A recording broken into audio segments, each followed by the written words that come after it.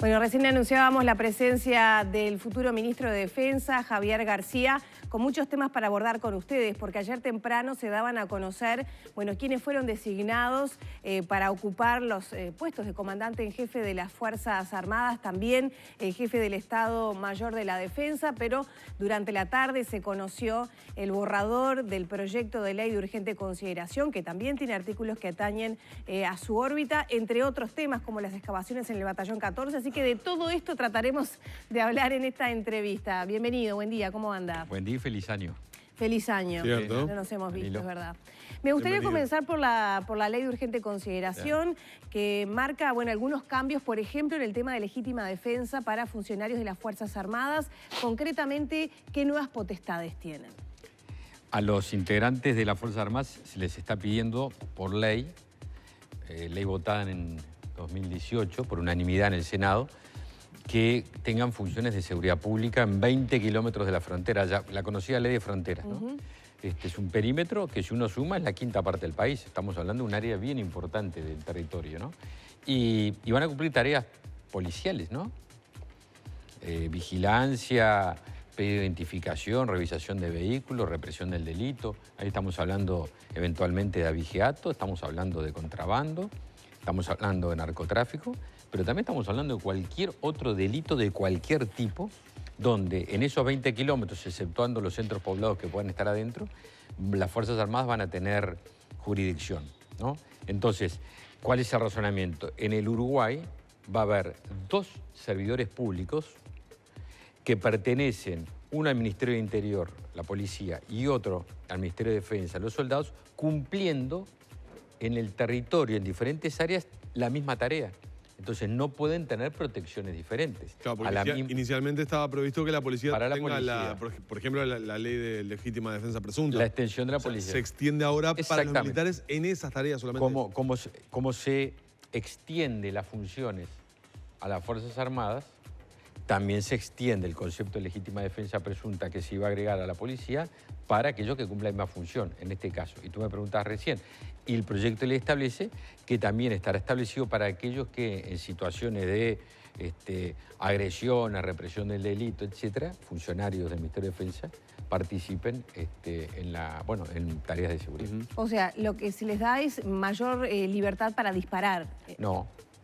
¿Cómo se debe entender entonces? No, lo que se va a entender es que en el Uruguay hay una situación hoy donde la libertad para disparar lo tienen los chorros y los delincuentes. Hoy hay gatillo fácil, Lorena. El gatillo fácil lo tienen decenas de delincuentes que cuando tú hoy salís acá del canal, obviamente que no pase, ni tú, ni yo, ni yo, se te puede cruzar un auto, una moto y viene un delincuente y tirarte y dice, ustedes informaron esta semana de varios casos de esos, ¿o no? Sí, Informaron sí. de la policía 4. Mi pregunta es para de la los policía 4. funcionarios de las Entonces, Fuerzas Armadas. la única... Sí, no, pero el tema es mucho más profundo que eso, Lorena. Lo que estamos diciendo, estamos viviendo una situación donde el gatillo fácil está instalado, así como la pena de muerte, porque en Uruguay hay pena de muerte. Extrajudicial, porque la pena de muerte en la Constitución no está prevista, pero hay pena de muerte que la determina el crimen organizado, que hace así, y decide a quién matar en Uruguay y quién vive. Entonces, tenemos que enfrentar esto. Entonces, ante el gatillo fácil de la delincuencia, del crimen organizado, nosotros decimos, el Estado tiene la obligación de defenderte, porque tú sos una trabajadora. Madre de familia, trabajadora, Danilo, etc. Y el Estado te va a defender. Y no va a andar con timideces para defender a la gente de bien y a la gente trabajadora. Una de dos, o se es tibio y avanza el delito del crimen organizado, o de la otra forma se es firme, justo y en el marco de la ley y el derecho defiende a los uruguayos. De la reglamentación y el decreto y las instructivas para actuar que el actual gobierno reglamentó sobre la ley de defensa de frontera, ¿se va a mejorar algo? ¿Se va a cambiar algo? Bien. Más allá de esto que usted está comentando, ¿verdad? La ley de fronteras es de... Perdón, y antes de entrar, ¿usted ha hablado con Bayardi por qué no se aplica? Porque digo, se votó hace un año y medio, se trabajó en la reglamentación, se trabajó en el instructivo de qué hacer y no hacer, cómo proceder y cómo no proceder por parte de los militares y no pasa se nada. había anunciado por parte del gobierno que ya estaba esa parte. Y no pasa nada. Y no se ha aplicado. ¿Qué le dijo Bayardi? ¿Le ha preguntado a usted? Lleva, como decís tú, más de un año de aprobado por unanimidad en el Senado. Tenemos el problema más grave que la inseguridad. El gobierno tiene un instrumento votado por unanimidad y no lo aplica. ¿Y por qué? ¿Usted sabe pero por nunca qué? Gregorio. Entonces, lo que está pasando, lo que pasó, esto es una interpretación, durante la campaña electoral estaba la ley, no la quisieron aplicar por un tema interno de Frente Amplio. ¿Por qué? Porque ustedes saben que simultáneamente se está discutiendo en el Uruguay todo el tema del famoso el plebiscito a que impulsó el senador Larrañaga con el tema de la guardia y todo. Y adentro de Frente Amplio no quisieron aplicar la ley para no agregarle un argumento positivo a eso. Esa fue la realidad. Pasó a los 2 meses de, que fue ahora en enero, diciembre-enero, el gobierno dice, no, ahora la vamos a reglamentar. Sí, tengo el recuerdo que fue diciembre, Por eso. el anuncio por lo pronto del... 9 de diciembre. Y recién el 9 de enero, mejor dicho, el 8 de enero de noche, unos días atrás, publican el decreto. Digo, bueno, arriba. No se ha puesto a aplicar, porque todavía anda girando por ahí otra parte de la reglamentación, que son lo que se llaman las normas de empeñamiento, que es el protocolo de cómo hace un soldado en la eventualidad de tener un hecho donde tiene que recurrir a la fuerza. Me parece, por lo que veo puesto está estudio ahora en otra oficina jurídica, de que esto no va a tener luz hasta el 1 de marzo. Parece que los encargados de aplicarlo somos nosotros. ¿Qué me decía el ministro? La segunda parte de tu pregunta. Sí. Bayarri me decía que había un tema jurídico, análisis jurídico, etcétera, y que faltaba la firma. Te estoy hablando de diciembre, después de las elecciones, cuando empezamos la transición, que faltaba la firma del ministro. Conseguir la firma del ministro llevó prácticamente un mes. Cosa rara, ¿no? Que un ministro le tarde en poner la firma un decreto un mes. Está bien que estamos en Navidad, fin de año, pero para poner una firma... ¿Ustedes van a mantener esas y después, normas de empeñamiento, es decir, esas normas, esos protocolos de actuación, o lo van a mejorar, o lo van a cambiar? El decreto publicaron, nosotros lo estamos analizando. La primera impresión que tenemos es un decreto que va a menos de lo que va la ley. Tú sabes Limita entonces la facultad de la ley. La factura, claro, las posibilidades que da la ley. Todos sabemos que en materia jurídica hay una pirámide que determina la fuerza que tiene cada norma, la Constitución, la ley, el decreto. Obviamente el decreto está por abajo de la ley. El decreto no puede ir a menos de lo que faculta la ley. Pues la ley está por arriba, la ley tiene más fuerza. Y el decreto me parece que tiene algunas, lo que están viendo nuestros asesores, es que limita, acota mucho las posibilidades que da una ley que está hecha justamente para agregar un instrumento que defienda a los uruguayos. Defensa y seguridad en nuestro gobierno van a ir tomados de la mano. ¿Por qué? Porque hoy en día, esto es un concepto moderno que en el mundo entero se usa en los países desarrollados y en los países que quieren defender a su gente. El crimen pasa por la frontera y termina acá en la esquina. Para que llegue el crimen organizado acá a la esquina, muchas veces tuvo que haber pasado a la frontera. El narcotráfico es un caso. No hay por qué, porque dentro del país no hay laboratorios, por ejemplo, de cocaína. La cocaína atraviesa la frontera y muchas veces acá sale del país, atraviesa 2 veces sin que nos enteremos. Entonces, para evitar el crimen acá en la esquina o en la esquina de un pueblo del interior, una ciudad del interior, hay que asegurar la frontera. Entonces, seguridad y defensa, así. García, usted nos hacía el contexto jurídico y el contexto, digamos, conceptual de estas herramientas. No me queda claro si se aprueba cómo está, ¿no?, planteado el borrador de la ley de urgente consideración, más la legislación vigente con el reglamento, en qué oportunidades van a poder hacer uso de la fuerza, cambia. de las Fuerzas Armadas. No, para la policía pues exactamente lo mismo, digo el concepto general. ¿Cuál es el paradigma actual, legal? Hoy actúa un policía, vamos a ver la situación actual, ¿no? Un policía, lo que ustedes informan, dispara, ¿no? El policía el otro día, si hirió o mató al delincuente, tiene que ir al juzgado y demostrar que lo hizo en legítima defensa. Claro, es más sencillo, entre comillas, al día siguiente, en un juzgado, con las cámaras, con todos los elementos, analizar la cosa que cuando está el policía a las 2 de la mañana, solo o con su compañero de trabajo o compañera de trabajo, frente a una banda que está drogada y saca el arma y está dispuesta a disparar y matar, hay que estar en ese momento, ¿no? Claro, el otro día en el juzgado todo es más sencillo, pero hay que estar de noche, ¿no?, en esa circunstancia. Entonces, lo que va a hacer, lo que plantea la ley de urgencia, es invertir el criterio. Ahora partimos, si se aprueba la ley de urgencia, que el policía actuó en legítima defensa. Pero es presunto. Quiere decir que siempre hay lugar para que se demuestre que no fue en legítima defensa. Pero el punto de partida es diferente. Antes, la legislación que está vigente hoy, el policía tiene que ir al juzgado a demostrar que actuó en legítima defensa. Si se aprueba la ley de urgencia, en el juzgado se le va a tener que demostrar, a usted o un testigo o una cámara, que en verdad no actuó legítimamente.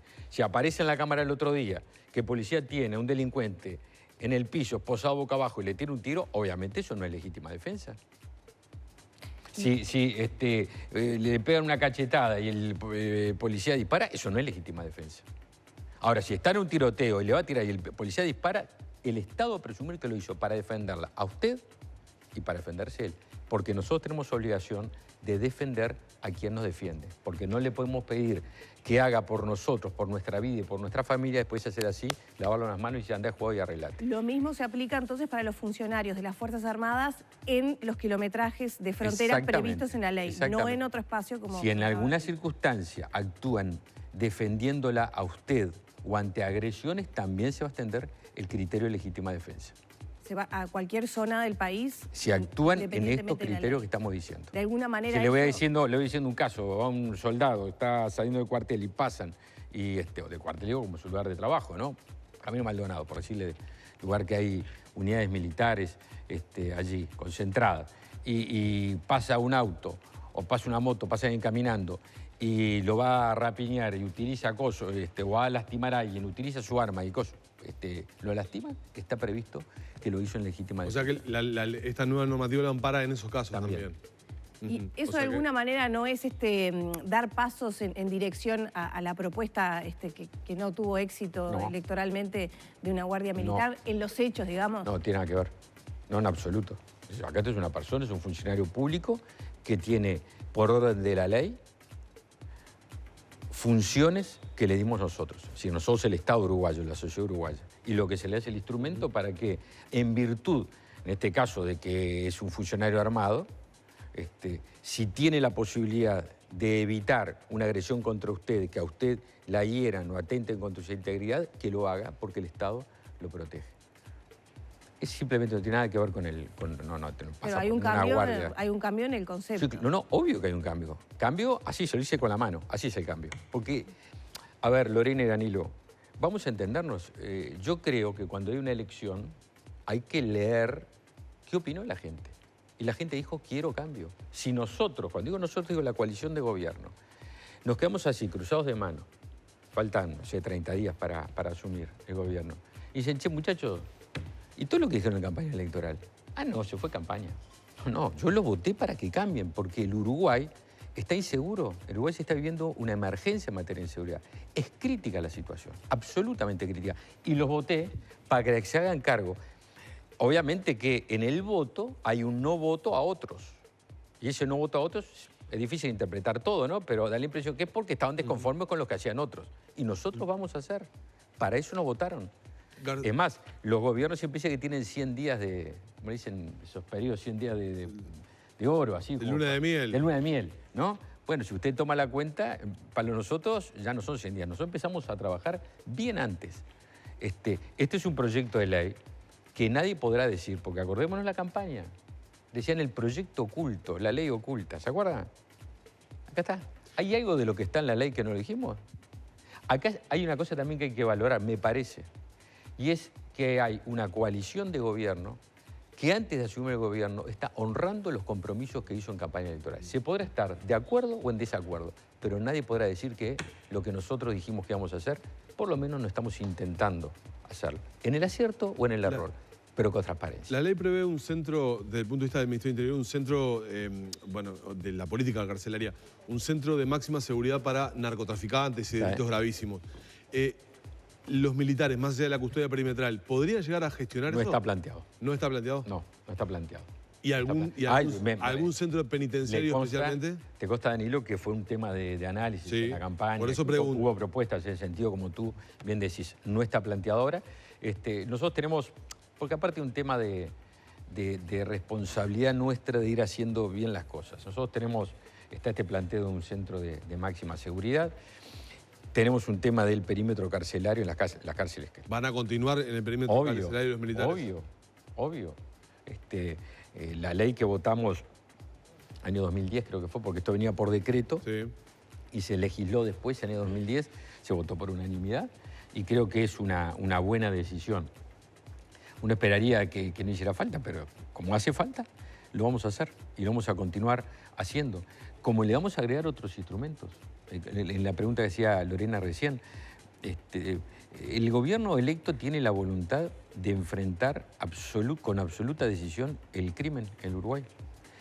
No vamos a ser pasivos. En la ley también se encuentra la ley de derribos. Lo dijimos en campaña electoral. Y nos dijeron, se criticó mucho, pero estamos convencidos que el Uruguay, los uruguayos, necesitamos proteger la soberanía en nuestro espacio aéreo, porque no puede ser que nuestro cielo sea una pista de pasaje del crimen organizado.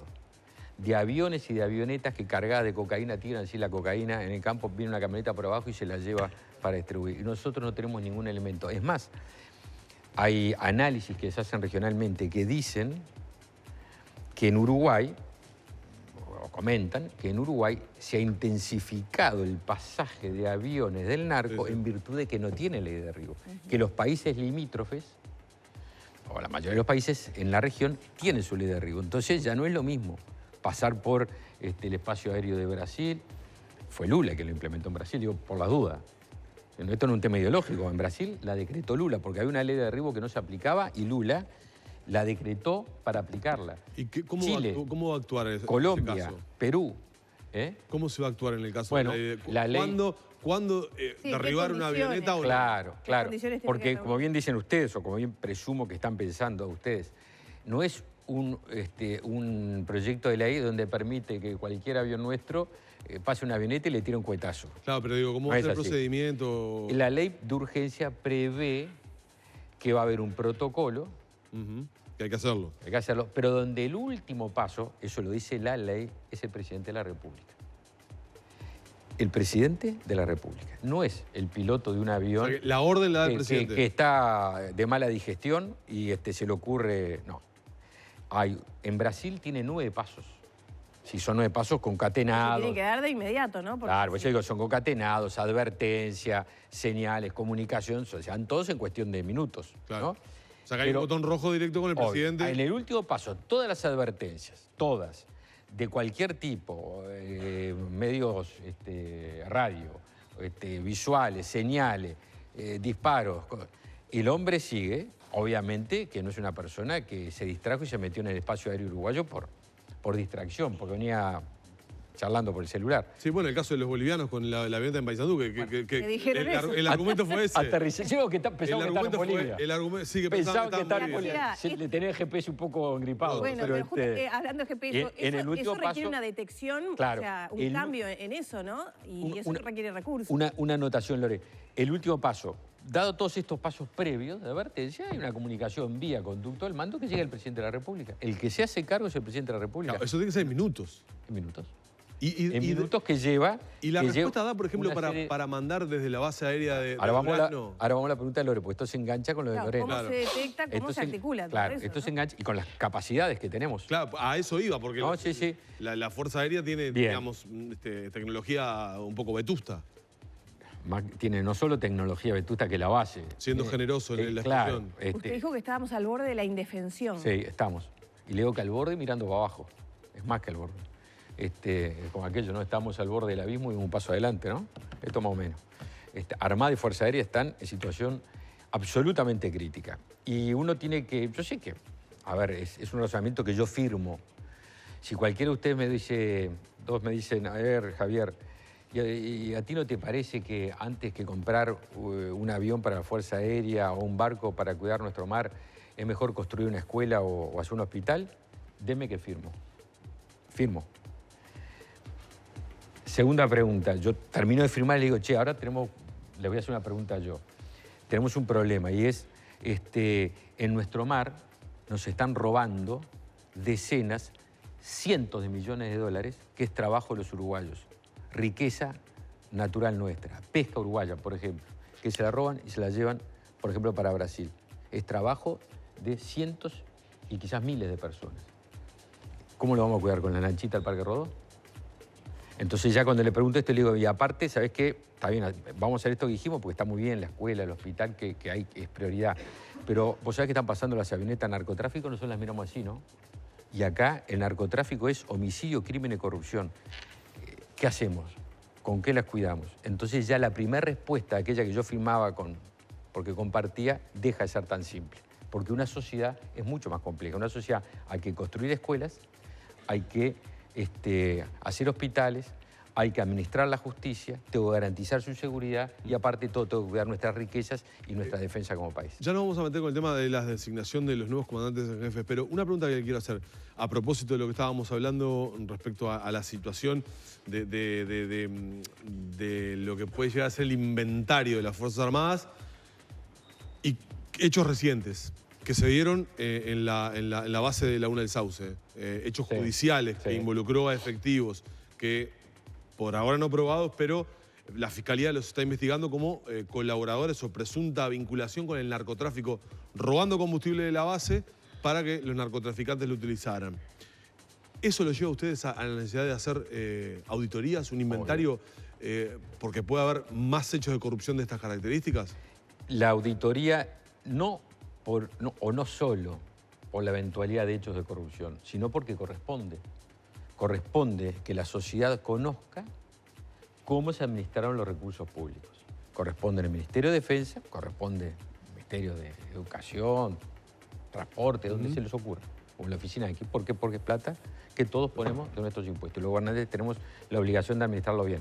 Mucho más después de 15 años de gobierno, medio partido, corresponde, lo dijimos en campaña, hacer las auditorías. Así que no es por la eventualidad de hecho de corrupción, es porque corresponde. Punto 1. Punto 2.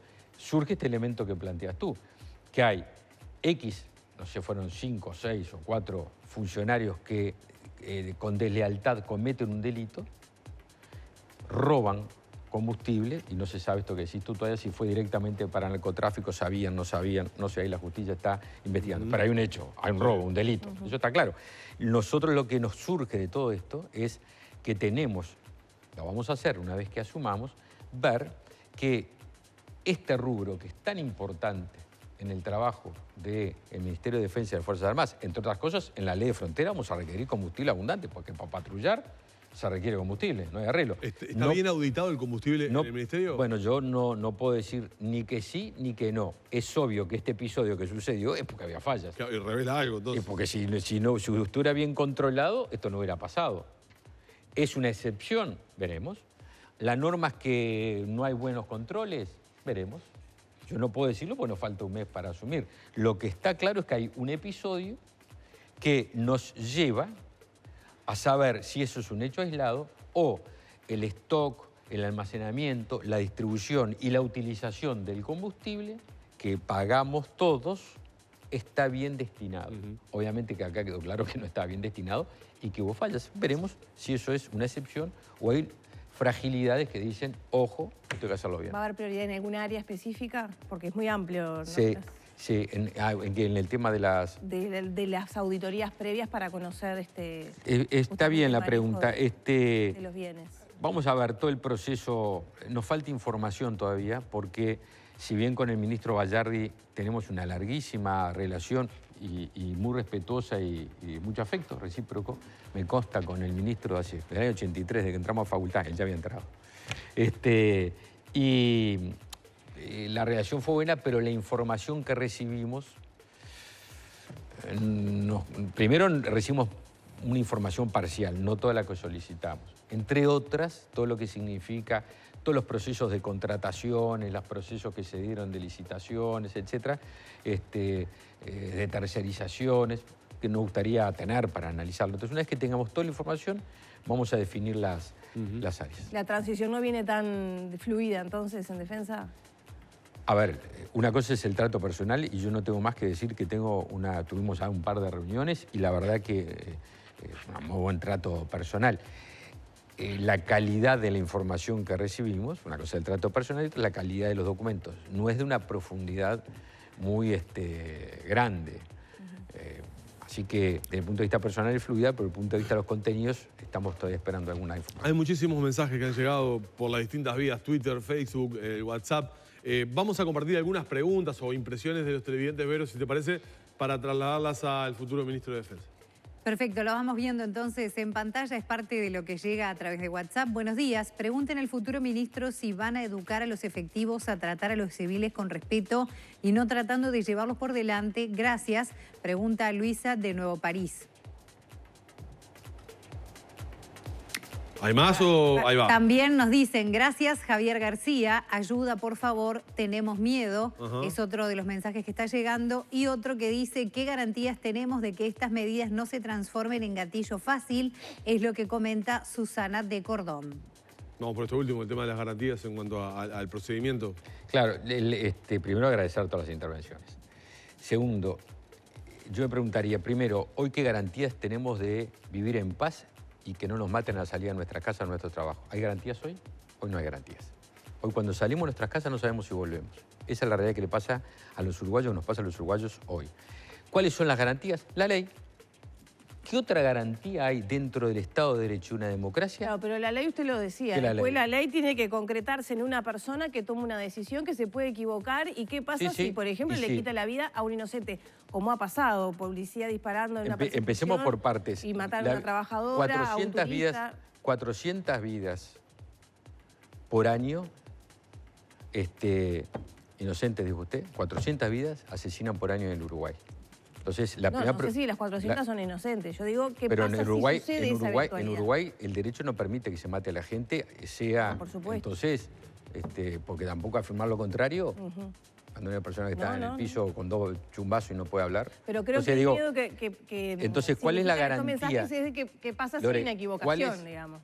¿Cuál es la garantía? La ley, porque la ley no es de haga lo que le parezca que no pasa nada. La ley es de legítima defensa presunta. Lo que la ley va a establecer es que el policía no va a tener que pensar en ese segundo letal, yo intervengo, no intervengo, porque mañana termino el juego y el preso termino yo. El policía sabe que tiene un mandato. Y el mandato es defendernos y que tiene un marco de actuación policial que es muy preciso. Y que el paradigma es, cuando yo actúo dentro de la Constitución y actúo dentro de la ley, no puede ser que al otro día termine el juzgado yo. Es presunta porque hay lugar a que se pruebe que actuó mal. Si se actuó mal, será juzgado y irá preso. Si tiene que ir preso, eso lo decide un juez, como en todo sistema republicano y democrático. ¿Qué pasa con los efectivos de las Lo Fuerzas mismo, Armadas lo mismo. que no están formados para el contacto con la gente? Que la formación es diferente, la toma de decisiones es diferente. ¿Qué pasa en esos casos cuando usted decía que se podría utilizar estas herramientas fuera de lo Esta es una ley que habla sí. de una situación excepcional, porque que se dé esta circunstancia es una circunstancia excepcional. Pero en todo caso, si usted ve la posibilidad que usted no sé, tiene hijos, pero si tiene hijos. Entonces digo, si tiene un hijo suyo que está siendo agredido y usted tiene un funcionario del Estado que está armado y lo puede defender, usted como madre, ¿no pretendería que el funcionario del Estado lo defienda y preserve la vida e integridad de su hijo? Sí, pero Yo como padre, sí. Pero que dispare es otra historia. Yo como padre, si está en riesgo la vida de mi hijo y tengo un funcionario del Estado que lo puede defender, yo le digo a ese funcionario del Estado actúe. Yo como padre lo hago. Bueno, pero actuar tiene muchas gamas, no nos vamos a detener en esa discusión. Ese es mi razonamiento. El tema, creo que el miedo que comunicaba la gente tiene que ver cuando se dispara. Miedo tienen los uruguayos hoy. Yo creo eso. En el Uruguay que yo vivo hay una tragedia en materia de inseguridad y veo a los uruguayos con miedo. En el que yo vivo, el que yo siento. De repente tenemos impresiones diferentes. Yo tengo la impresión de Uruguay yo le preguntaba está algo pidiendo concreto, que a es el gritos tema de disparar que el por Uruguay parte de está un pidiendo a efectivo. gritos que haya un gobierno que se haga cargo y nos defienda como población. A gritos, que son blancos, colorados, independientes, de cabildo de la gente y frente amplistas. Está diciendo, mire, ¿sabe una cosa? Defiéndame. Porque yo no puedo salir de mi trabajo y mi familia y no saber si volvemos. Y no puede ser que como uruguayos no podamos salir una noche de verano, divina, como estas que tenemos, a tomar un mate o a caminar por ese lugar tan lindo que tenemos acá, que es la Rambla, por una plaza de barrio, y no podemos ir porque están los narcotraficantes transando en la plaza. Porque esa plaza es mi plaza, no es la plaza de los narcos. Y yo quiero que el Estado me permita utilizar los espacios públicos. No hay nada más democrático, nada más integrador, nada más inclusivo que un espacio público dominado por la gente, Claro, no por el narcotráfico. Nadie puede no estar de Y acuerdo acá con ese que vaya, concepto. que vaya Lo que puede haber sabiendo, discrepancias es en el que cómo. vaya sabiendo el crimen organizado del narcotráfico, que nosotros vamos a enfrentar y vamos a defender a la gente. Es nuestra voluntad, para eso nos votaron. Si no lo hiciéramos, ustedes tenían todo el derecho del mundo de decirles, están faltando la palabra. Y no vamos a faltar la palabra. Nos podremos equivocar, nos vamos a equivocar, pero no vamos a dejar y honrar lo que dijimos en campaña. Muchísimas gracias a todos los televidentes. Queremos agradecer por la cantidad de mensajes que nos han llegado por distintas vías y de distintos temas. Sepan ustedes que tenemos un tiempo reducido para hablar con Javier García. Y de hecho, uno de los temas que se impone que hablemos es la nominación de los nuevos comandantes y jefes. ¿Qué criterios se han utilizado? El por qué, de qué manera lo resolvieron, lo hablaron con los socios de la coalición. ¿Qué le van a pedir a los nuevos responsables de las armas? Bien, primero, el 1 de marzo empieza un nuevo gobierno. Es habitual que un nuevo gobierno comience con un equipo de trabajo en todas las áreas nuevo. Y no es obligatorio, pero es la norma. Nosotros decidimos hacer ya con anticipación suficiente, porque hay un tema hasta de trabajo interno de la Fuerza Armadas que empieza el 1 de febrero con elección de destinos, etcétera. Nos parece que tiene que haber, sabiendo que menos de un mes después asume un nuevo gobierno, un periodo de que las nuevas jerarquías participen en una especie de transición, que se vayan, no tengan que desembarcar el 2 de marzo con una realidad que no conocen. En virtud de eso, nosotros analizamos los perfiles profesionales, los currículos, y nos parece que para el momento que estamos, las personas indicadas desde el punto de vista profesional son estos oficiales generales que han tomado estado público. El general Fregosi haciéndose cargo del Ejército Nacional, el contraalmirante Wilson haciéndose cargo de la Armada Nacional, el brigadier de León en la Fuerza Aérea y el general Montaner en Estado Mayor de Defensa, organismo que le queremos dar una jerarquía importante porque va a coordinar todo lo que significa la ley de frontera. ¿ESMAD y CODENA van a tener mayor participación, mayor protagonismo? El ESMAD es de la ley de defensa hay dos institutos nuevos, que fueron el ESMAD, el Estado Mayor de la Defensa, y el Consejo de Defensa Nacional. En Uruguay todavía no se ha generado una cultura, pero es un organismo muy importante. Le doy un ejemplo. No puede ser que las fuerzas compren, liciten, yo qué sé, botas, póngale. Y todos, cada uno por su lado. O medios de comunicación. Tiene que haber, o uniformes, tiene que haber una logística que con eficiencia, muchachos, son para las tres armas. Está bien, uno está en el mar, el otro en el cielo, otro en la tierra, pero estamos hablando de que hay que licitar sistemas de comunicación que sean coherentes y comunicables, valga la redundancia, que los equipamientos, y si se va a comprar móviles, vehículos de tal tipo, sean compatibles, porque después hay que conseguir repuestos para esto, entonces no tengamos que salir a buscar repuestos para cosas diferentes por todo el mundo. Es decir, él tiene que coordinar logísticas, tiene que imponer criterios, organizar. Estado Mayor de Defensa, que tiene algunas tareas agregadas, como esta que les dije recién de la política de frontera. Eso, por ejemplo, las compras centralizadas va a permitir ahorrar, por ejemplo. Claro, gestionar bien.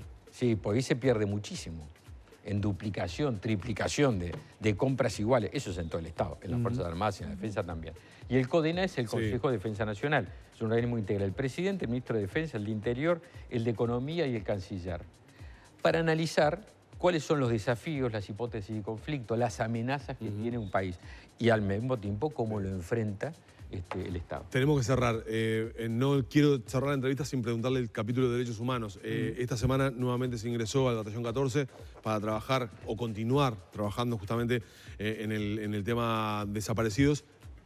¿Van a mantener la política que se lleva hasta el momento? ¿Van a hacer cambios sobre esto? La semana que viene me reúno con la institución de Derechos Humanos. Ustedes saben que la ley, que creo que no tiene un año de aprobada, transfiere de la Secretaría de Derechos Humanos de Presidencia a la institución de Derechos Humanos todo el proceso de investigación, todo el tema de desaparecidos. Y me llamó Wilder Tyler, son los integrantes de la institución. Quedamos con él y con la doctora Mota, reunirnos la semana que viene para empezar a analizar esto. Lo que se está sucediendo en el Batallón 14, el doctor Tyler me lo comunicó, ya me lo había avisado hacía 15 o 20 días, que estaba esta circunstancia, cosa que aparte agradezco muchísimo, me parece una forma muy buena de trabajar. Paso a la pregunta concreta. Este es un tema que hay que abordar con mucho respeto y con mucha sensibilidad, y bajo un criterio general. Como dicen los sociólogos, un horizonte ordenador. Nosotros vamos a trabajar por la unidad y por la paz de los uruguayos. Y hay paz cuando todos nos sentimos en paz. Entonces, todo lo que podamos hacer para que haya integralmente paz en todas las familias uruguayas, lo vamos a hacer. Estas cosas muchas veces, y yo creo que siempre, salvo excepciones, hay que hacer una reserva. Con este criterio del respeto y de saber cuál es el horizonte que tenemos por delante. Así que vamos a ayudar a la justicia, a la institución de derechos humanos, en todo lo que pueda servir para la unidad y para la paz. Vamos a tener un año de muchísimos temas para conversar. García, le agradecemos la presencia esta mañana y seguramente serán muchas las presencias suyas este año en La Arriba Gente. Gracias por acompañarnos. A usted, Danilo y Lorena, un Gracias. gusto estar acá. Seguiremos trabajando.